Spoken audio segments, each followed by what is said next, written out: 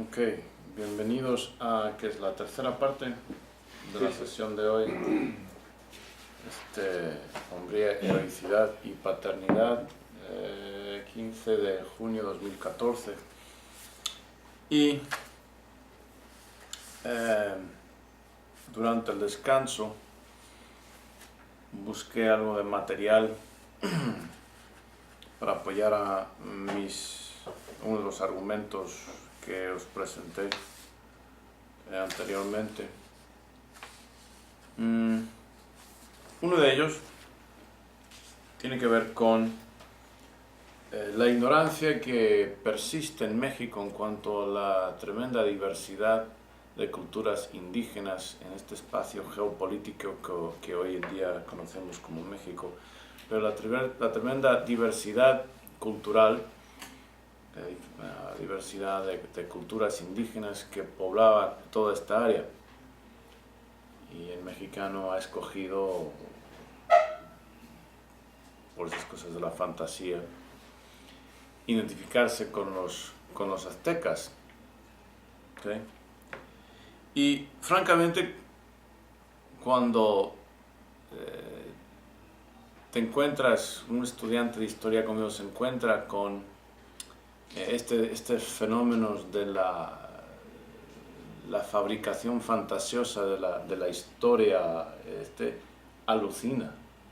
Es que es algo que desafía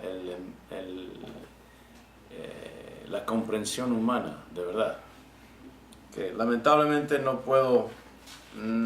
tuve tiempo para lo que hubiera sido ideal, presentaros en Filminas mapas que tengo. Estoy viendo un atlas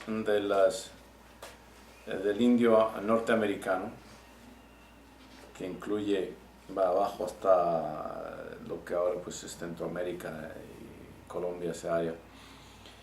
Y muestra en diferentes regiones geográficas los pueblos que se encontraban originalmente ahí. Y cuando uno mira este mapa, que he hecho en más de una ocasión, se da cuenta de que pues ahí están los aztecas náhuatl, y forman una parte muy pequeña de lo que viene a ser después el territorio nacional de México. Pequeñísima, vamos a poner quizás el 5%, quizás.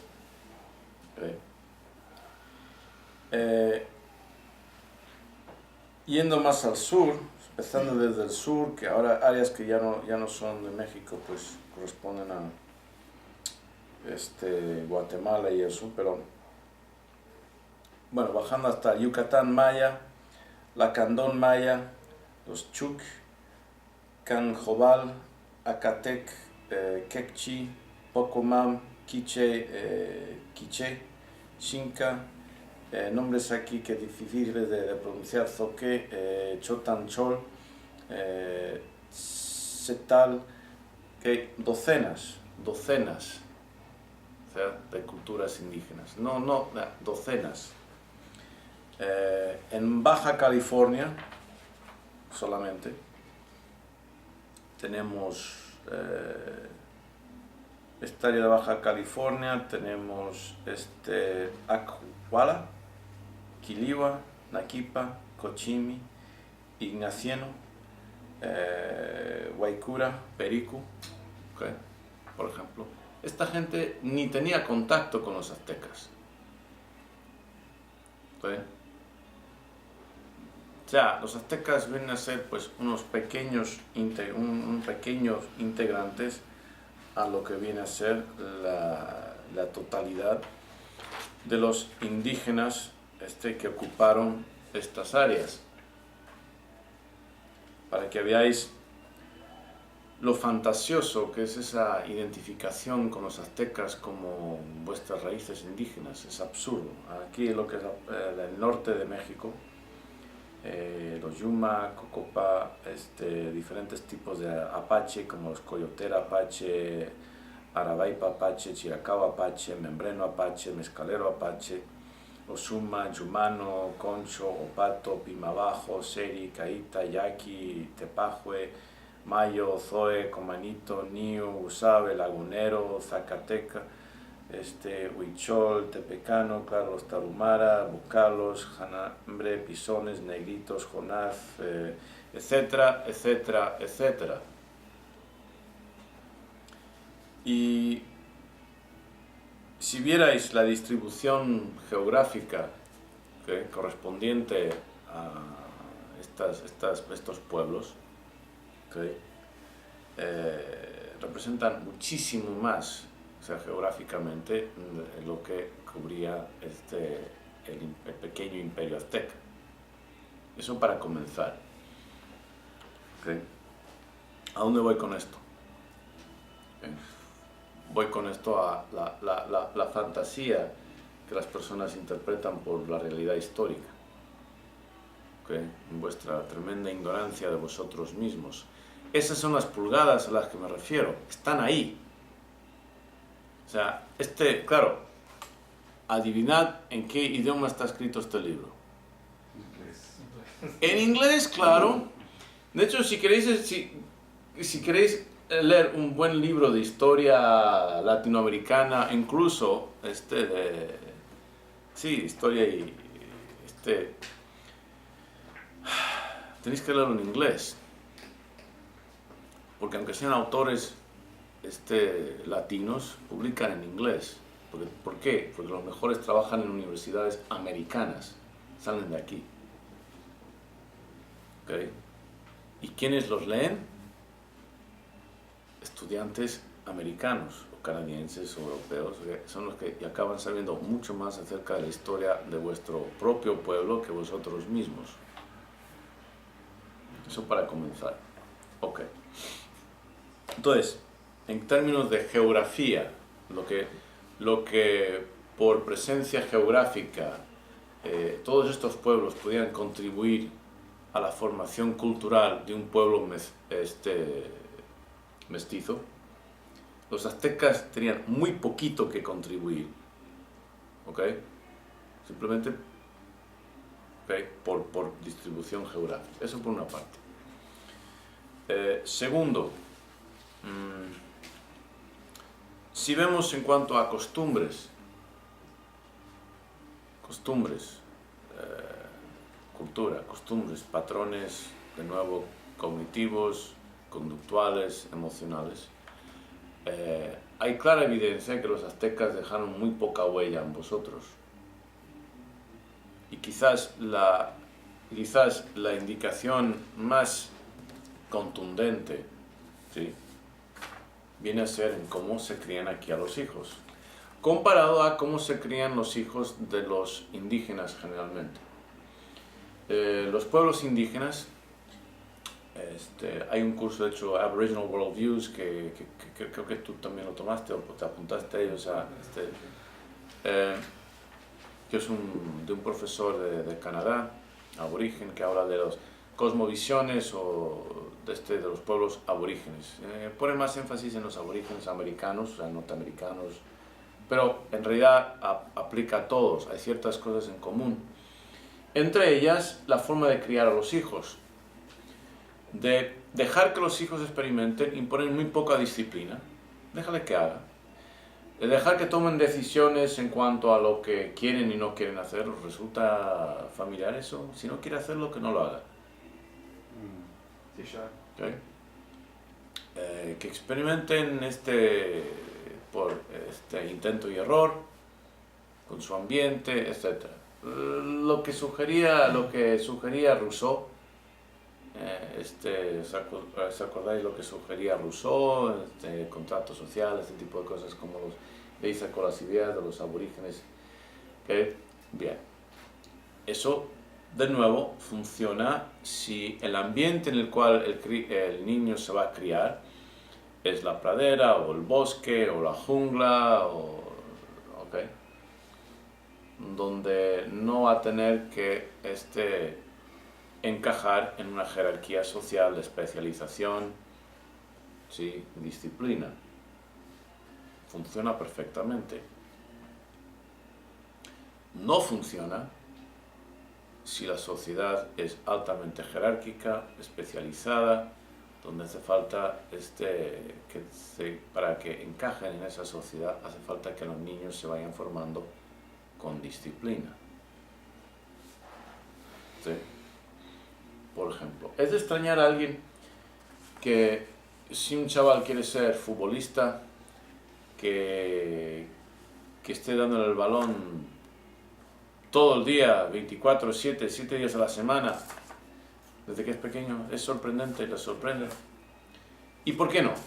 ¿Por qué no sorprende eso? ¿Por qué no se sorprende? ¿Quieres ser futbolista? Pues siempre está pateando y está en la casa con un dichoso balón, etc. ¿Por qué no sorprende eso?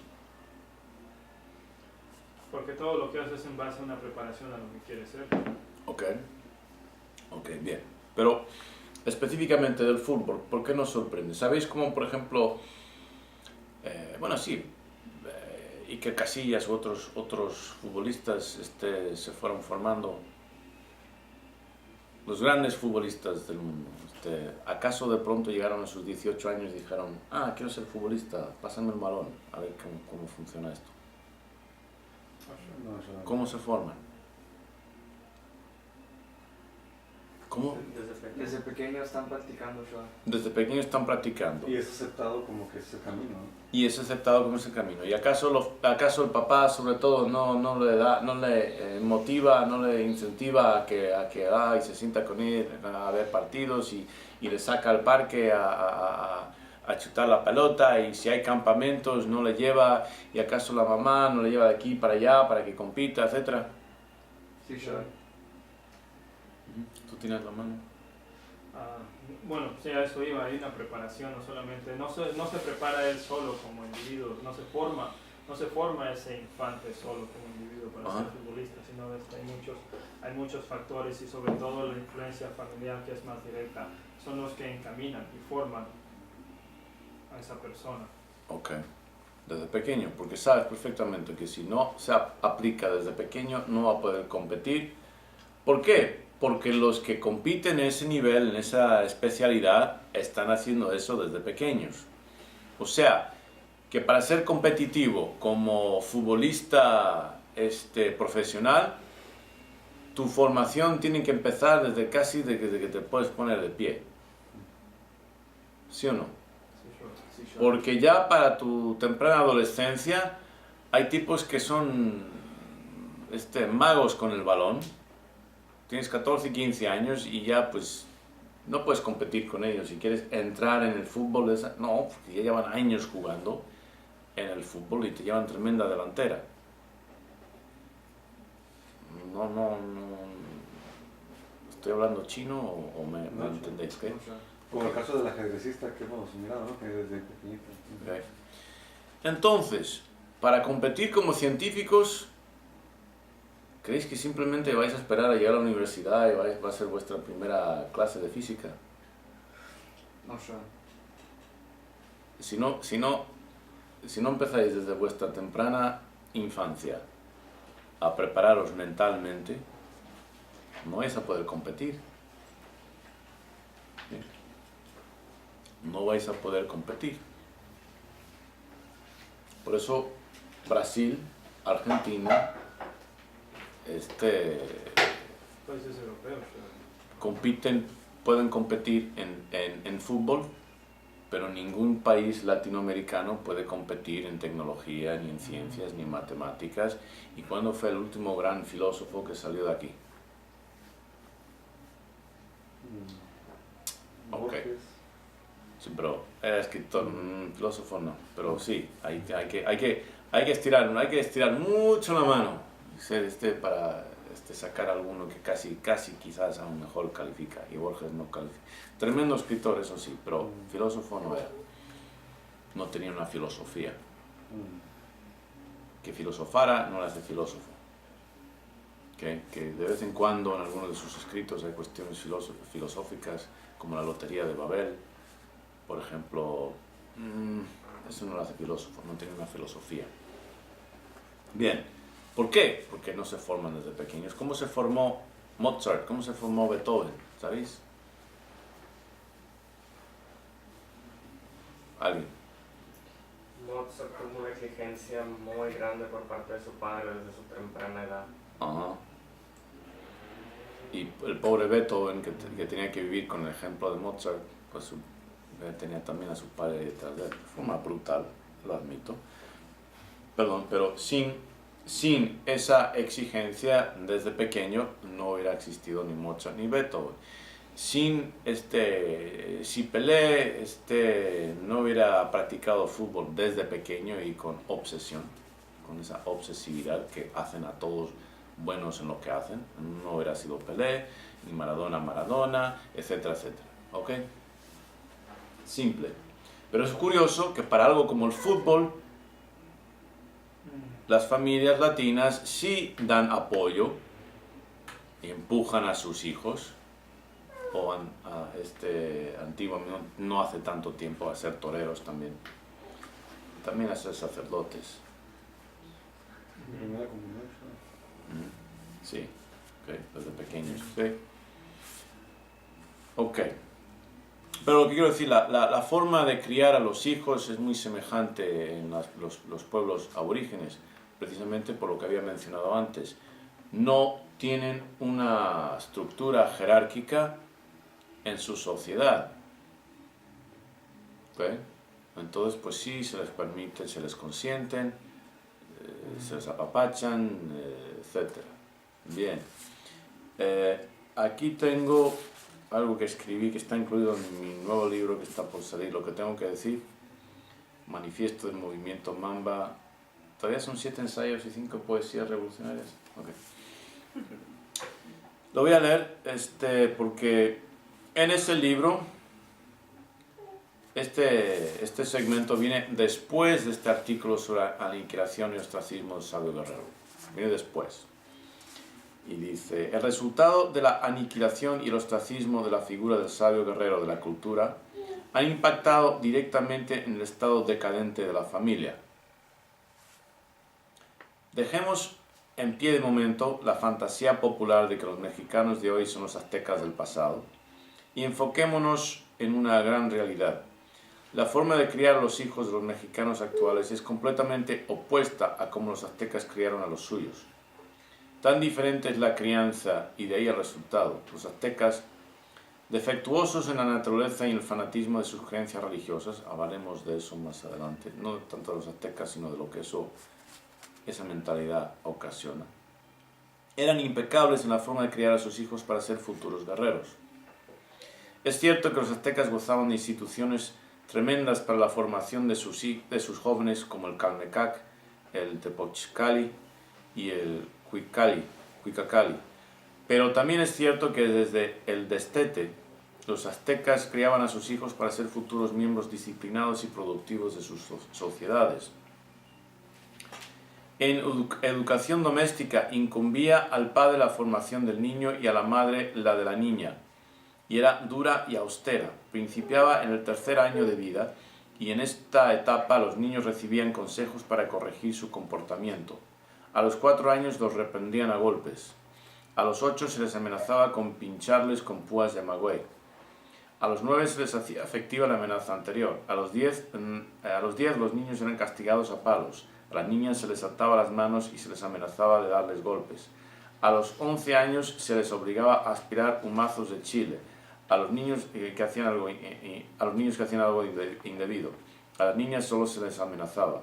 A los 12 años los castigos consistían para los niños en acostarlos en tierra mojada. Las niñas eran obligadas a barrer las calles por la noche. Desde los 4 años la madre enseñaba a su hija las primeras tareas fáciles y a los 5 aprendían a deshuesar e hilar el algodón, que perfeccionaban en los años siguientes. Aprendían a tejer, moler el chile, el tomate y el maíz, barrer la casa, lavar y en general a practicar todas las labores domésticas.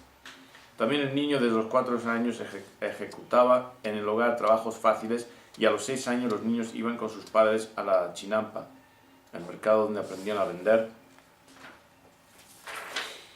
Vestigio del arquetipo,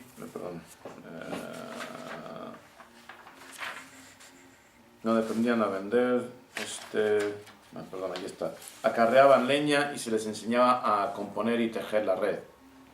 Ya a los 14 años el muchacho aprendía el oficio del padre y sabía pescar con habilidad. La educación era dura y austera, la sobriedad, la alimentación, el endurecimiento físico para soportar las inclemencias del clima, así como la fatiga y el dolor, lo cual se lograba con una disciplina rígida. Se les inculcaba amor y obediencia a los padres, reverencia a los ancianos, temor a los dioses y a cumplir con su deber. Esto viene de la educación de los aztecas por Yolanda Noemi Vega Couch. Okay. Este tipo de educación respondió a una necesidad impuesta por el medio. Su origen y finalidades lo justifican. El instinto de supervivencia obligó a los aztecas a formar hábitos de sobriedad en la alimentación. La inclemencia del tiempo y la pobreza inicial le dio resistencia al dolor y la fatiga. Y la obligación tributaria, así como su agrandecimiento, hizo posible el efectivo aprendizaje de los oficios paternos. Okay. Nada que ver con cómo los mexicanos... No es que yo abogue por pegar a los hijos, no, okay. Estas son cosas, pues, abuso, pero el punto es, nada que ver con cómo los mexicanos crían a sus hijos hoy día. Nada que ver en absoluto. O sea, que de aztecas no os toca ni un pelo. En lo más importante nos toca. En cómo no criáis a vuestros hijos. ¿Ok? Dejémonos de ignorancias y estupideces y vayamos a los hechos. No os toca nada. ¿Ok? En lo más importante. ¿Sí? Entonces quizás en aquel entonces se veneraba más la figura paterna porque digamos que esa es la forma de querer o amar a los hijos, ¿no? Porque no veían como quizás como alguien así de que tú te vas a quedar para que me cuides, sino que vas a ser alguien productivo, además de la sociedad que nos va a representar. Pues las mujeres no iban a salir a pelear y a defender la plaza, ni a cazar, en el caso de los aztecas, ni a cazar a los otros que iban a sacrificar, eran los hombres. O sea, sí, ya sé a dónde vas. O sea, eso todo se ha reemplazado por el matriarcado. Nada que ver con los aztecas. ¿Ok? De hecho, sois una vergüenza para los aztecas. ¿Okay? No veo aquí a guerreros jaguar, guerreros águila, ni nada que se asemeje. ¿Okay? Vuestra idea de cómo criáis a vuestros hijos está muy de acuerdo con, o bien con los indígenas, con los pueblos indígenas, el resto de los indios, aborígenes, ¿no? Eso es muy de acuerdo. O también, generalmente, la falta de valorar, del valor que se atribuye a la educación y la necesidad de formar a los hijos competitivamente para el futuro a las clases socioeconómicas bajas. Si vamos a Europa, las clases altas, las clases aristocráticas, siempre han tenido a sus hijos en una formación rigurosa y austera desde pequeños. ¿Okay? Siempre. Alejandro. Filme Alejandro, ¿os acordáis? Alejandro, combate mano a mano, Aristóteles de tutor. ¿Alguien ha visto la película, creo que se llama Anonymous? ¿Okay? Que se supone... Hay una teoría que William Shakespeare no era William Shakespeare. O sea, William Shakespeare existía, pero el que escribió todas las obras no era él, sino un aristócrata que por su posición no podía dejarse a conocer. No podía, que se supiera que él era el que estaba escribiendo, porque no se consideraba apropiado para su estatus social. ¿Okay? Pues en esa película, por ejemplo, se ve la formación de un aristócrata, como desde pequeño, o sea, desde temprano en el día, tiene clases de esto, clases del otro, que si música, que si griego, que si latín, que si luego esgrima, o sea, espada, hasta la noche, día tras día, tras día, tras día. ¿Okay? Parte de la formación. Sin embargo, si alguien viene de una clase social en la cual nadie ha ido a la universidad, no tiene la más remota idea de lo competitivo que es en la universidad. Simplemente no lo pueden apreciar. No pueden apreciar que la gente que desde pequeños ya vienen de una familia académica, valoran tanto el conocimiento, el aprendizaje, el estudio, como un fanático de fútbol valora el fútbol, para ubicaros un poquito. ¿Ok? Para que os ubiquéis. No es que en Europa no existan fanáticos, claro que existen fanáticos del fútbol, pero para compensar hay muchos fanáticos del conocimiento y están tan dedicados al estudio, al conocimiento, como el fanático más dedicado de Latinoamérica está en el fútbol. Y empujan a sus hijos desde pequeños a ser científicos, ¿sí? Ingenieros, médicos, etc., con el mismo fervor, con la misma obsesividad que aquí sería para formar el futbolista de mañana. ¿Dónde nos deja eso que está comentando, Shai? Ya nada más nos queda la opción de los españoles prácticamente. En cuanto a la conexión, pues me refiero. Y si es curioso lo que comenta, porque ¿qué hubiera pasado si los españoles vamos a suponer, hubieran conquistado la mitad de lo que han tenido hasta Sinaloa? Y ya que hubiera sido... Entonces los americanos se hubieran hecho con el resto. Sí, no, a lo que voy es que es un decir que los que ahorita mexicanos del norte, digamos, dicen que son aztecas. Si hubiera llegado la colonización de los españoles hasta Sinaloa, por porque default, solamente la parte del norte, dices, sí, y sí. no la parte del centro y para abajo. Sí, nada más para poner la idea de que entonces una colonización que dice hasta aquí va a llegar el territorio que conquistamos, dice si te sientes identificado con aztecas o no. Si hubiera llegado a Sinaloa, los demás arriba hubieran dicho, no sé, los apaches o no sé qué, pero es el punto, pues que es una mentira, no era mentira lo que comentan. Pero entonces, ¿dónde nos deja eso, no? Es el punto que ha estado tratando y que es preocupante porque es importante. ¿A dónde nos deja, no? Claramente se ve que hay una línea así con los españoles. Si yo me pusiera a investigar así de ADN y demás, estoy seguro que hubieran sido hijos de la mayoría de español, pues. Nos deja ahí nada más, ¿no? Como Bueno, ok. ¿Dónde nos deja? Míralo de otra forma. Si el mexicano quiere insistir en identificarse con el azteca, que lo haga de verdad. ¿Ok? De verdad. O sea, genéticamente, olvídenlo. ¿Ok? Es una estupidez. Ni alcanza fantasía. Se queda en estupidez. Pero si queréis identificaros culturalmente con los aztecas, hacedlo de verdad. Adaptar a los tiempos actuales la forma, la intensidad, la disciplina con los cuales se formaban los hijos, los aztecas. Ahí es donde te deja.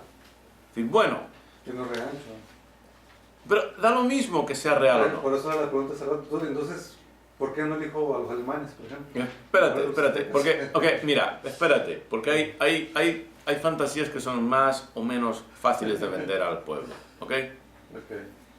Pero ya, si vais a insistir en identificaros con los aztecas, hacedlo de verdad.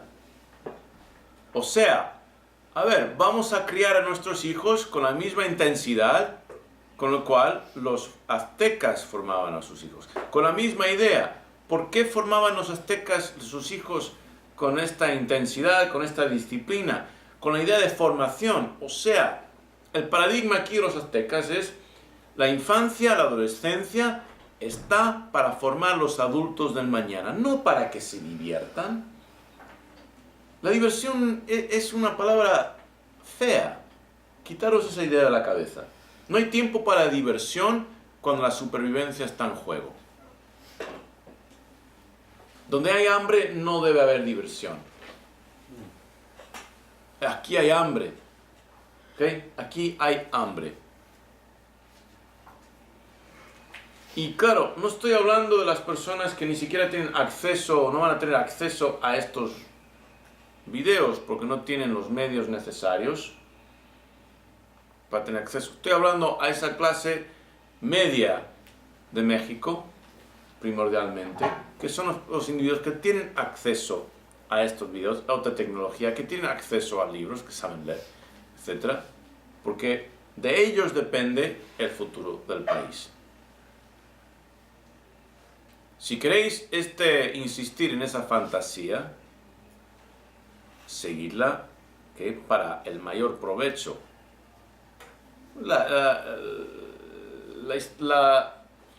Cada pueblo tiene una fantasía, un mito de creación. Japón tiene el suyo, pero le sirve, le inspira. El pueblo judío tiene el suyo, le sirve, le inspira. ¿Ok? Entonces, si insistís en ese mito, pues seguidlo. Criad a vuestros hijos de la misma forma, o de una forma adaptada al medio ambiente de hoy. Aquí mencioné algo así como: este tipo de educación respondió a una necesidad impuesta por el medio. ¿Okay? El medio de hoy en día es la competición con los pueblos, los países del primer mundo. ¿Okay? ¿Sí? Pero lo que es en vuestra forma de criar a vuestros hijos, los patrones que yo veo son semejantes o bien a los pueblos indígenas o bien a las clases bajas de España o de Europa en general. Ninguno de los dos se destaca por su disciplina, ni por el valorar la educación, la lectura, la formación intelectual, en absoluto. En el caso de los indígenas, pues eso no era parte de su medio. ¿Te crees sirve a un comanche saber leer si no hay libros? ¿Okay? Y en el caso de antaño, los españoles de clase baja, pues ni siquiera podían aspirar a hacer nada. Entonces, estaban casi destinados por las circunstancias a cierto tipo de oficios. Bien. ¿Okay? Entonces, hay que salir de esa mentalidad, hay que salir de la mentira. Por lo menos si va a ser una mentira, que sea una mentira productiva. O construir una nueva mentira que sea superior. Pues mira, los aztecas sí criaban a los hijos de esa forma. Eso lo sabemos, ¿okay? Eso no es mentira, eso es un hecho. Que los aztecas se encontraran en lo que ahora es territorio nacional mexicano, también es un hecho. La ventaja de ser mestizo es que puedes escoger de entre muchas culturas diferentes para seleccionar lo que te da la gana de cada una de ellas, lo que tú consideras lo más favorable de cada una de ellas para tu provecho, y simplemente descartar lo que no. Es la ventaja. Si decide el mexicano, pues es que los aztecas eran los más chingones, entonces por eso queremos ser aztecas. No queremos ser tarumaras, aunque corrieran mucho, no nos gusta esa idea de estar corriendo. ¿Corriendo de quién? Por lo menos estaban en forma. ¿Okay? Pueden aprender mucho los mexicanos de los tarumaras en ese sentido. Pero, ¿okay? Entonces, ¿quiénes son aztecas? Pues sean aztecas completos. Una generación que criara a los hijos con esa misma intensidad y cambiaría el país. Con esa visión. ¿Qué tienen? Visión de cómo tiene que ser el adulto para la sociedad futura. Todas esas cualidades, todos esos atributos que discutimos en el programa de liderazgo y disfunción familiar, patología familiar, hemos hablado de disciplina, hemos hablado de orden, hemos hablado de armonía, hemos hablado de autoridad, responsabilidad, consecuencias. Hace falta una visión. ¿okay? Para la formación de una familia, formación de ciudadano. Todas esas cosas las hemos discutido. ¿Sí? Esas estaban implementadas ahí. No son cosas que yo he inventado, son cosas que he observado de las culturas que más han dominado en su tiempo y en su área de influencia. Esto es lo que funciona. Y me di cuenta de que estos patrones se repetían a lo largo de las culturas y a lo largo de la historia. Eso funciona. No son teorías, sino son prácticas comprobadas una y otra vez. ¿Okay? Eso es una forma de salir. O sea, es una forma de conectar. Si insisten en eso, pues ahí está. Os dije, hay grandeza, si uno quiere encontrarla, la hay. Ahí está, en los aztecas, no en los sacrificios humanos, por favor. Vayan cualquiera puede sacrificar a alguien. Cualquiera no puede criar a hijos con visión, ¿sí? Con disciplina, con autoridad, con responsabilidad, con consecuencias, etc. Eso no lo puede hacer cualquiera. ¿Okay? Enfocar en ese aspecto de los aztecas. Ajá. Sí, yo simplemente para contribuir también los aztecas, la embriaguez era prohibida. Ahí la está. Pena de muerte. Me parece excelente idea. La pena de muerte, la embriaguez. ¿Es la pena de muerte? Sí. Pena de muerte, Sí. exacto. Vaya, No ¿cómo, tomar embriaguez, o sea, el que se embriagara de ¿cómo encajáis eso? Mucho azteca y demasiado borracho. Aquí pasa algo. No encaja. Aquí hay una gran incoherencia. ¿Okay? Aquí hay demasiada incoherencia. Donde encuentres una fiesta, vas a encontrar borrachos. Y donde encuentres un domingo o un día festivo, vas a encontrar una fiesta en cada esquina. Significa que vas a encontrar borrachos en cada esquina. Si fuerais aztecas, ejecuciones a diestra y siniestra. Me parece excelente idea. La apoyo totalmente. ¿Ok? ¿Queréis ser aztecas? Sed aztecas. El imperio azteca dominó hasta que llegaron los españoles. ¿Por qué? Porque adaptaron su cultura para su propia supervivencia. No sirve de nada insistir, es como lo hacíamos así. Pues en algún momento se hizo así porque así era la forma más eficaz, eficiente, adaptable de hacerlo. Pero simplemente seguir haciéndolo así porque sí es una estupidez. Tuvieron sus motivos. Ok. Bien, ahora, cambiando un poquito, ¿alguna pregunta acerca de eso? Esto brincó a hacer una clase de historia cultural. Esto lo imprimí en inglés, luego pensé de Wikipedia, porque luego lo dije, lo tendré en español, lo imprimí en español, luego me di cuenta de que el español no es lo mismo que el inglés, y quizá lo tenga que traducir, lo cual al vuelo es un poco fastidioso, pero bueno. Esto es un poco de la historia del pueblo Moriori. ¿Os he hablado del pueblo Moriori de Nueva Zelanda? No sé. Ok. ¿Tiene relación con los Maoris? Sí, Sí. son las plenas. Tienen unas 3 islas que están al este de Nueva Zelanda, donde están los Maori.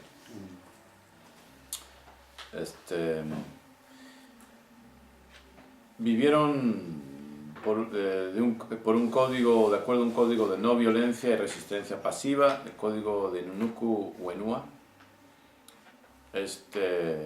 que esencialmente hizo más fácil que los invasores Taranaki Maori casi los exterminaran. Okay. Voy a brincarme. Lo que sucedió es que llegaron a estas pequeñas islas y tenían una población precaria y pequeña y adoptaron una cultura pacifista que rígidamente prohibía la guerra y sustituía esta forma de conflicto con peleas rituales y conciliación.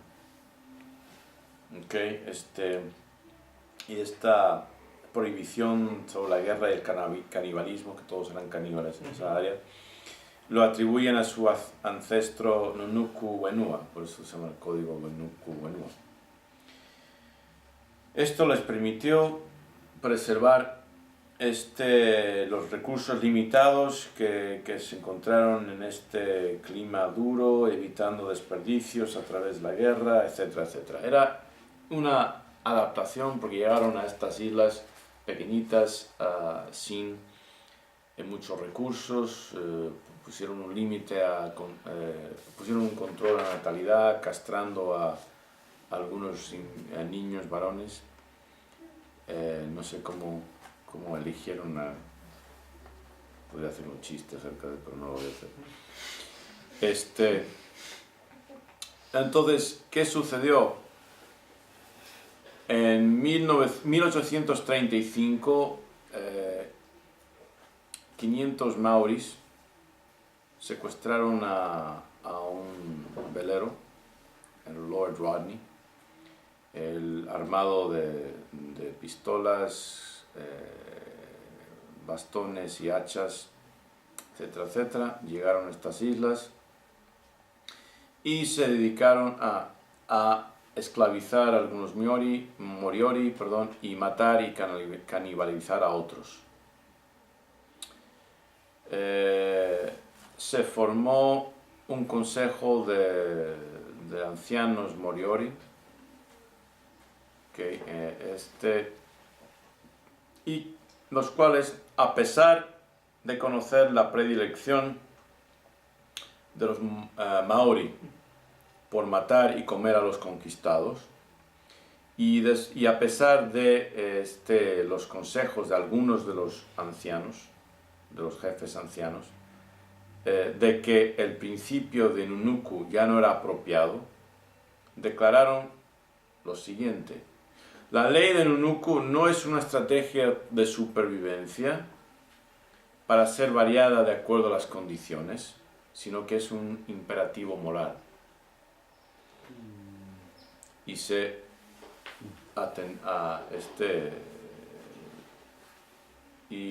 empecinaron con ello. Los moriori comenzaron, aquí un superviviente moriori lo relata, dice: los maori comenzaron a matarnos como ovejas. Estábamos aterrorizados, huimos al bosque, nos escondimos en agujeros debajo de la tierra y en cualquier lugar para escapar de nuestros enemigos. No nos sirvió de nada. Fuimos descubiertos y matados, hombres, mujeres y niños indiscriminadamente. Un conquistador maori lo explicó: tomamos posesión de acuerdo a nuestras costumbres y cazamos a toda la gente, ni uno se escapó. Los invasores ritualmente mataron un 10% de la población, un ritual que incluía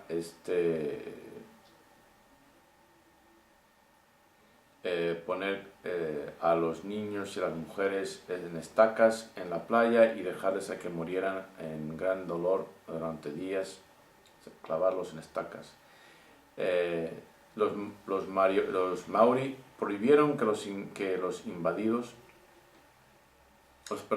invasores maori les prohibieron a los moriori hablar su lenguaje.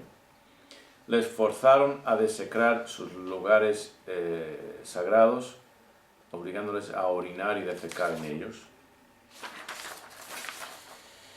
Después de la invasión, los moriori estuvieron prohibidos de casarse con otros moriori o de tener hijos los unos con los otros. Todos se convirtieron en esclavos de los invasores. Muchas mujeres moriori tuvieron hijos con los amos maori. Un pequeño número de mujeres moriori eventualmente se casaron o con maori o con hombres europeos. Algunos fueron tomados de las islas y nunca volvieron, etcétera, etcétera. ¿Ok? ¿A dónde voy con todo esto? ¿A dónde creéis que voy con todo esto? La religión, La religión. ¿Y qué pasa con la religión? ¿Por qué la tengo tomada con la religión? Pues ahí podemos... ¿Acaso tuve una pesadilla cuando era pequeño con Jesús y por eso ya la tengo tomada con él? ¿O qué? Vale. Porque bueno, ahí se ven los valores, los principios y la moral de la cultura. Conductas, pensamientos, ahí está. Entender una cosa. Una cultura es una adaptación al medio. Es una Adaptación al medio. ¿Okay? Una cultura es una adaptación al medio en el cual la sociedad, los individuos que participan se consideran como miembros de esa cultura, ¿okay? Forman y pasan de generación en generación, forman patrones de conducta, de pensamiento, de emociones que incluye relaciones con lo sagrado, lo que consideran sagrado. Todo eso pero es una adaptación dado las condiciones en las cuales están, el medio en el cual está. Cambia el medio, cambian las condiciones y la cultura adaptiva cambia. La que no desaparece como una especie animal. Todas las especies animales son simplemente adaptaciones a un medio ambiente. Cambia el medio ambiente, como tiene la tendencia a cambiar y ha cambiado a lo largo de la historia de la Tierra. Y algunos sobreviven, los que pueden adaptarse a ese cambio, o se extinguen. Lo mismo con culturas, se adaptan o se extinguen. Okay. Los Moriori inicialmente crearon esta religión o estos valores religiosos para adaptarse mejor al nuevo ambiente. Ellos, si entiendo bien, descendieron de los Maori. Pero se encontraron en estas pequeñas islas y ya no tenían suficientes recursos para una reproducción, para que sostuviera su modo de existencia anterior de guerra y canibalismo. Y dándose cuenta de que se iban a matar o comer los unos a los otros, o sea, se iban a extinguir, dijeron, no, tenemos que cambiar nuestra religión, nuestras costumbres, nuestras prácticas para sobrevivir. Adaptaron ahí. Llegan los Maori, 300-400 años después, o sea, tienen contacto, y les quieren someter o exterminar. Y esta estupidez de que, no, tenemos que mantenernos fieles a nuestra religión, que casi lleva a su exterminio. Es un ejemplo clásico de la historia que demuestra el adáptate o perece. La religión tiene que ser una adaptación. Y siempre lo ha sido. Ninguna religión permanece intacta, que existe en la actualidad. Ninguna religión permanece intacta. Siempre está cambiando, adaptándose. Lo malo es que las religiones occidentales se adaptan para su propia supervivencia. Son como virus. No para la supervivencia del pueblo, sino que tienen autonomía. Se adaptan para su propia supervivencia y son parásitos del pueblo. ¿Por qué? Porque son sobre todo en el caso de la Iglesia Católica, es una institución independiente, la primera transnacional. ¿Okay? Que venden seguro de posvida. ¿Okay? Entonces tienen sus propios intereses. El bienestar, la supervivencia, el prevalecer del pueblo, creyentes en ellos, no es primordial para esa institución, sino su propia prevalencia es lo más importante para ellos. Me explico, ¿entendéis a dónde quiero ir con esto de Moriori? Okay. De pronto llegan, se dan cuenta de que su forma de ser y estar no funciona, tenemos que cambiar. Cambian su concepto de lo sagrado y su relación con ello, para poder sobrevivir. Ya no nos vamos a matar, ya no nos vamos a comer, ya vamos a resolver con combates rituales, amor y paz, y eso. ¿Tiene sentido? Cambian el medio, cambian las condiciones, llegan estos tipos y se los quieren comer, literalmente. Y no readaptaron. ¿okay? A pesar de que algunos jefes ancianos dijeron que esto fue una adaptación, hay que readaptar. No, insistieron en sus creencias por encima de el directivo fundamental de todo ser vivo: sobrevivir y cuando puedas prevalecer. ¿Ok? Y eso es exactamente lo que está sucediendo en Latinoamérica. Sois como los Moriori, pero a gran escala.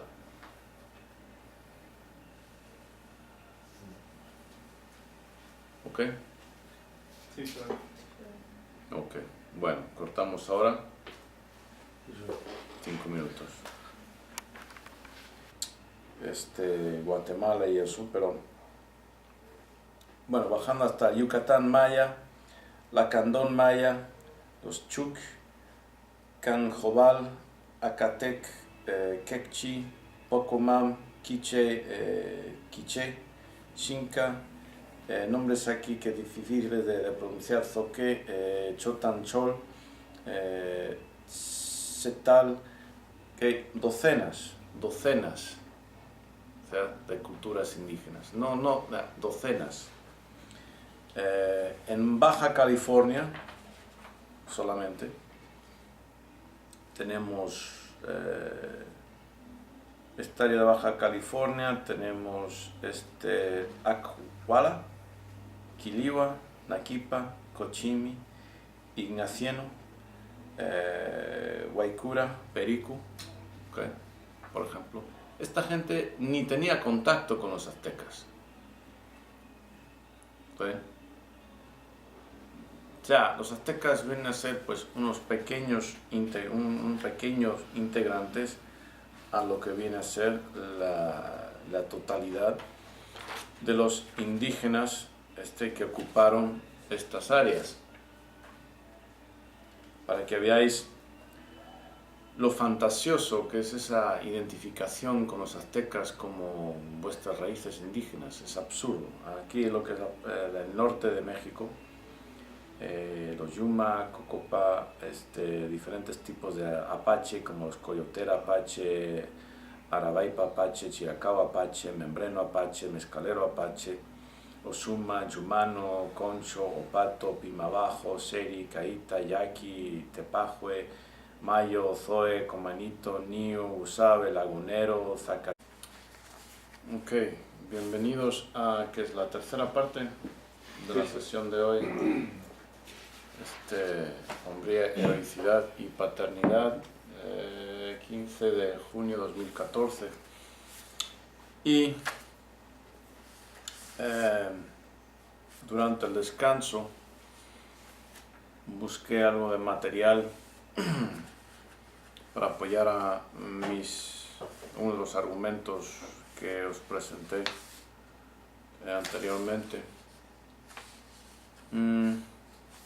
Uno de ellos tiene que ver con la ignorancia que persiste en México en cuanto a la tremenda diversidad de culturas indígenas en este espacio geopolítico que hoy en día conocemos como México, pero la tremenda diversidad cultural, la diversidad de culturas indígenas que poblaban toda esta área. Y el mexicano ha escogido, por esas cosas de la fantasía, identificarse con los aztecas. ¿Okay? Y francamente, cuando te encuentras, un estudiante de historia conmigo se encuentra con estos fenómenos de la fabricación fantasiosa de la historia, alucina. Es que es algo que desafía la comprensión humana, de verdad. Que lamentablemente no tuve tiempo para lo que hubiera sido ideal, presentaros en Filminas mapas que tengo. Estoy viendo un atlas del indio norteamericano, que incluye, va abajo hasta lo que ahora pues es Centroamérica y Colombia, esa área. y este muestra en diferentes regiones geográficas los pueblos que se encontraban originalmente ahí. Y cuando uno mira este mapa, que he hecho en más de una ocasión, se da cuenta de que pues ahí están los aztecas náhuatl y forman una parte muy pequeña de lo que viene a ser después el territorio nacional de México. Pequeñísima, vamos a poner quizás el 5%, quizás.